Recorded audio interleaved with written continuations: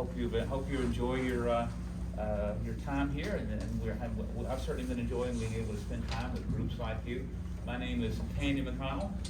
I served as a professor of history at Columbia College in South Carolina for about 20 years, and then I decided to do something different. So right now I'm teaching high school with students very much like you. In fact, if any of you guys are taking AP Psych or AP Human Geography, I know what you're going to be doing on that first week in May. Hi, my name is Alyssa Hannum. I am an alumna of the We the People program, and we went to nationals our year, so I remember exactly what it's like sitting in your chairs. It feels like it was only yesterday, truly. And now I work in DC. I'm a program manager at the British Embassy. And I'm John Cousins. I'm a tech entrepreneur and investor from New Mexico. I'm really looking forward to discussing these ideas with you this morning. Would you introduce yourselves, please? Certainly. Hello, we are Unit 1 from Portland, Oregon, Grant High School. My name is Jackson Snyder. I'm George Crittenden. I'm Kaden Searcy. I'm Owen Casey. I'm Samantha Blackford. This is our teacher, Ms. Dee Pasquale, and thank you so much for being here today. And thank you so much for being here with us as well. Well, let's get down to business then. We're Unit 1. We're interested in the philosophical and historical foundations of the American political system. Try to say that 3 times very quickly. We are asking question 2. So take your shot. Say Hamilton-related joke. Alexander Hamilton observed that ambition, avarice, personal animosity, party opposition, and many other motives not more laudable than these are apt to operate as well upon those who support as those who oppose the right side of a question. Does Hamilton's observation challenge the effective expression of popular sovereignty? How do our institutions of representation, such as legislatures, strengthen or weaken popular sovereignty? What actions, if any, could citizens take if the government were not responsive to the will of the people? If you're ready, please begin. Hamilton's observation does not challenge popular sovereignty, but it does raise an important question. Can self-government function if the people are selfish by nature? Founders like George Washington and John Adams agreed that authority derives from the people, but feared the political participation by the grazing multitude. As Adams explained, public virtue is the foundation of republics, but public virtue cannot exist in a nation without private virtue. Legislative excesses like stay-and-tender laws and uprisings like Shays' Rebellion committed in the name of popular sovereignty convinced Adams that the people lacked the virtue necessary for republican government. In 1776, Jefferson stated, "The choice by the people themselves is not generally distinguished for its wisdom. The Constitution weakens the expression of popular sovereignty by filtering the will of the people. The bicameralism clause allows the Senate to, as Hamilton stated, regulate the fluctuations of the popular assembly, tempering the House. The president's veto power in Article 1, Section 7, protects against legislative encroachments and preserves executive independence. And the Electoral College, established in Article 2, Section 1, served as an enlightened intermediary, the discernment requisite to elect a president. Furthermore, under Article 2, Section 2, the cabinet and judiciary are appointed, not elected, because these offices require specific skill sets." Developments outside the Constitution have also weakened popular sovereignty. The filibuster has evolved into a weapon of partisan politics and an uncompromising limitation on the will of the majority. Political gerrymandering also challenges the will of the people.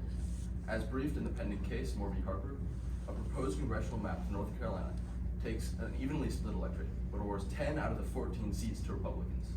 Additionally, unlimited independent expenditures on political speech, as protected by Citizens United v. FEC, create doubt about whose interests our elected officials are represented. Other government institutions strengthen expressions of popular sovereignty.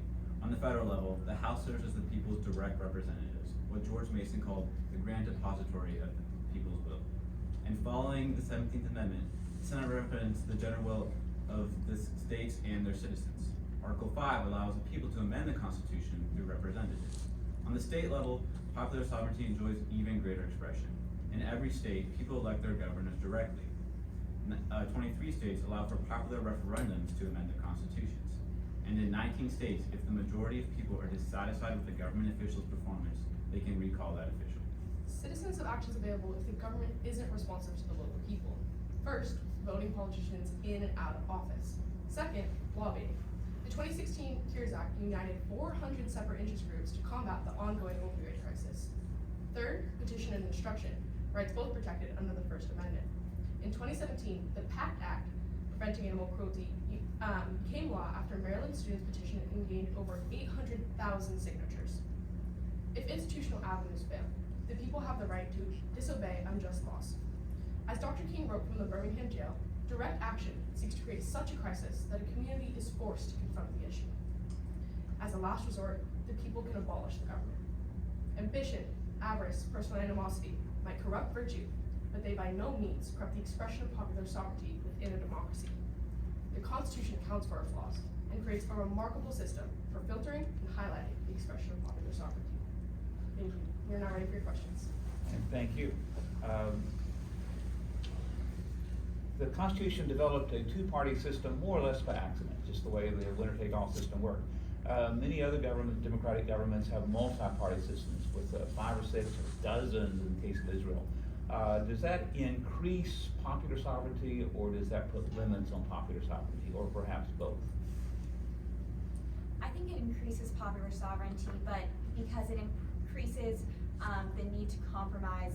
For instance, we see this in countries such as Sweden, where their multi-party system allows them to form coalitions within parliament, and the different parties can strive to create bipartisan bills that the vast majority of the population would support. I disagree with my colleague. I believe that the two-party system forces citizens to choose between two options that might not fully represent their opinions, which kind of limits what the people can express.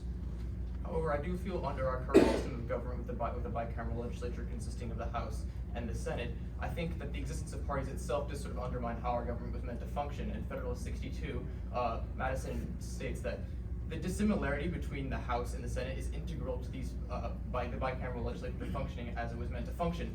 However, sort of the extra constitutional existence of parties creating a similarity of interest between these two government bodies starts to sort of undermine that. Thank you. You've really highlighted the differences at the state and federal level, so let's talk about federalism. Do we have too many levels of government, too much representation, too many elections, local, state, national? Is it unruly? I don't think we do. I think having a local, state, national level of elections really does allow for citizens to have their voices represented in the smaller community going out to the biggest community. And this really allows for these filters of representation where people at the local level can discuss with the state level, and the state level can discuss with the federal, as well as us being able to vote directly in federal elections. Furthermore, I believe that local level really does completely hear the will of the people, and it creates laws that the people genuinely want because it's a more smaller, homogenous community. Yes, I agree with my colleague. I think if we were to implement the interest of citizens in Wyoming to Florida or any other state, they're going to be a lot different on the local level compared to the national level, and it would really be sort of contrary to our ideas of popular sovereignty if we were to do this.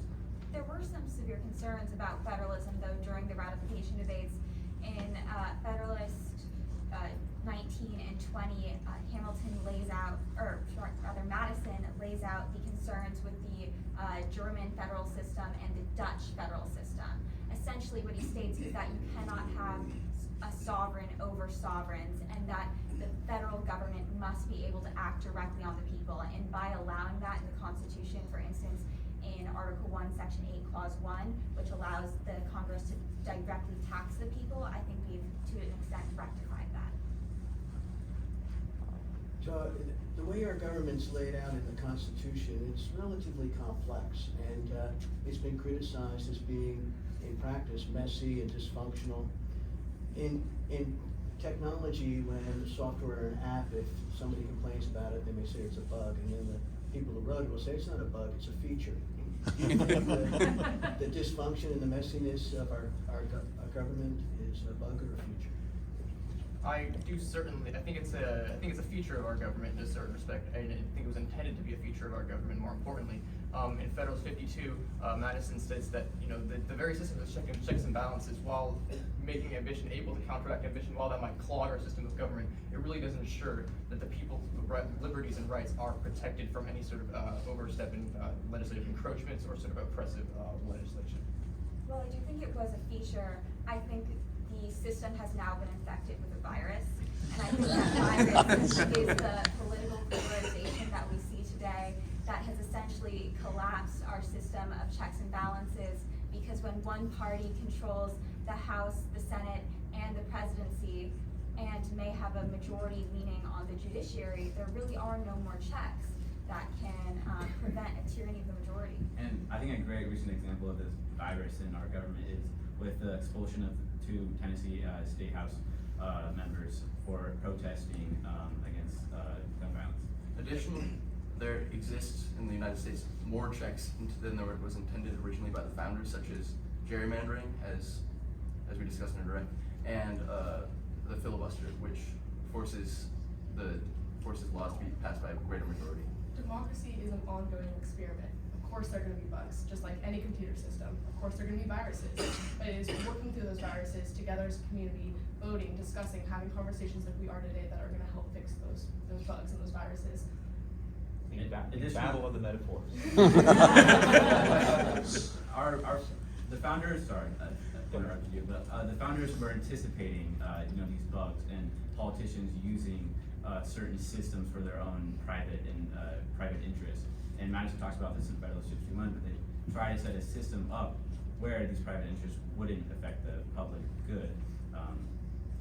And sort of building off that point in Federalist 85, Hamilton especially notes that the Constitution is by no means a perfect document. It's going to have to be continually improved if we want to fully realize the ideals that were sort of laid out in this founding, right? So having a system of amending the Constitution for them was extremely important in sort of further developing the ideals and further realizing the ideals that were sort of underpinning the document as a whole.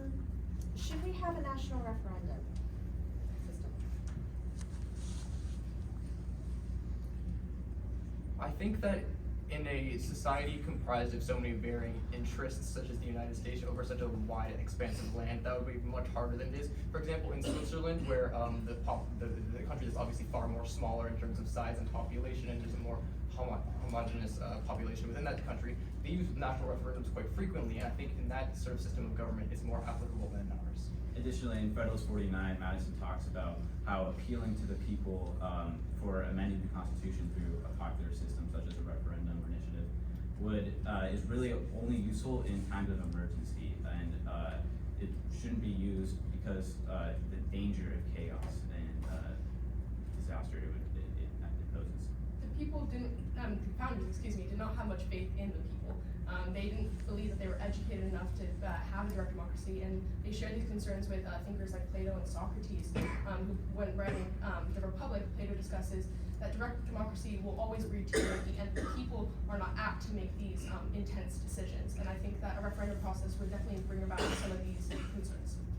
Do we have too much representation? Every time I go vote, I have to vote for the school board and for the mosquito control board and for the water board and for the soil conservation district.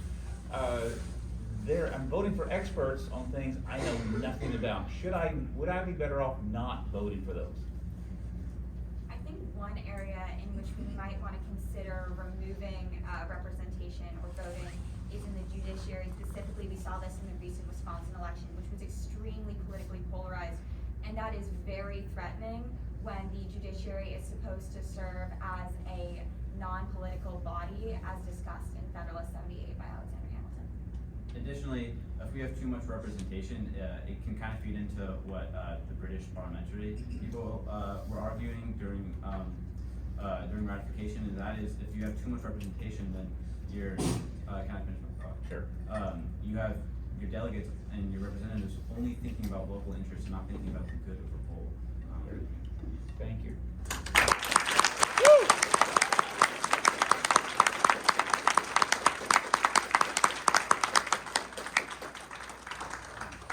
I was getting tired of taking notes because every second was one new data point after the other supporting you. You put out your argument, you supported it with multiple data points, you made sense of it, you pulled it together. just extraordinarily well done. I liked your discussion of the criticism of, you know, the fact of federalism, sovereigns over sovereigns. I think every president probably feels like that, makes his life miserable. So just extremely well done. This was a wonderful and thoughtful conversation. Thank you. Definitely, indeed. I was really impressed with your use of evidence. Question, have you guys read every single Federalist? You really busted out with some that I forgot even existed, and I was incredibly impressed with that, and just your full ability to grasp the concepts, really work together as a team. All of it shown through. You've clearly done your homework, and I'm very impressed. Yeah, you cited and supported all your positions. It wasn't just your personal opinion, you really drew on everything. Lots of Federalist paper sightings, which was excellent. And you're a relatively large panel, 5 people, and very well balanced. Everybody talked, everybody had things to say, and you didn't monopolize the time, so everybody had a chance. And it was really great to see how you performed it as a balanced group, as an ensemble. Thank you.